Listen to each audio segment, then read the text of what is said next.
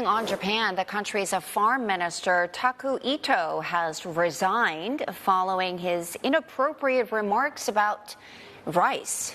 Ito saying that he, quote, never had to buy rice because he gets them in gifts from supporters, that remark angering voters who are reeling from high rice prices. Former Environment Minister Shinjiro Koizumi is reportedly in the running to replace Mr. Ito. And I think given the times when rice prices have doubled on the year, I think this is going to draw a lot of criticism, and I think hence the decision to resign, perhaps some pressure to resign as well.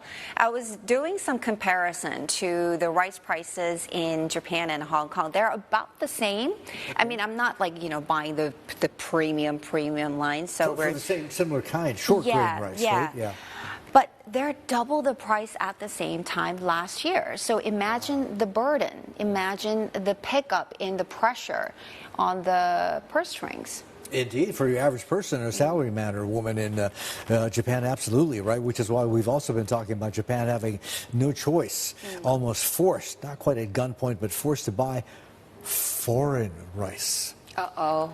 I mean, will they go there? Which is probably part of the trade negotiations underway right now. Yeah, I was going to say. And for the Japanese, man, that would be a hard pill to swallow. Yeah, so just to give our viewers some context, countries like South Korea, Japan, it's a matter of cultural attachment. It's a sort of like a heritage thing almost. So pride. Yeah, like a psychological pride in all this, right? So I think that's the reason why rice is one very few areas where these two countries were able to get some kind of exemption from their each bilateral free trade agreements with the United States.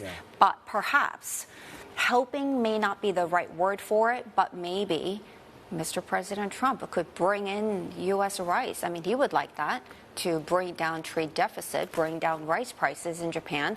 Would that work? Sure, politically, it's going to be quite controversial. Yeah, I think, Japanese restaurants are going to have to be very careful about not advertising that they're selling U.S. rice, right? But, I mean, listen, here's the thing. I mean, for the Japanese, and I think also similarly for the Koreans, right? For the Japanese, rice has an almost spiritual significance, right? It's considered sort of a sacred gift from the gods. But compare for me, Japanese rice, Korean rice, both short grain, right? But different. Yeah, so I think and I've tried them both, and Japanese is a little bit more moist and a little shorter even. Maybe it's the sushi thing that they need to make it a little bit stickier. I don't know. Yeah. So I think that's what it is. But compared to American rice or some of the Southeast Asian rice, I think they're in the similar category, or at least closer to each other when it comes Pretty to much interchangeable, huh? Yeah. Here's the thing: can you tell the difference when you're eating Japanese rice and when you're eating Korean rice? I probably can't. I'm not at that level, but maybe you can.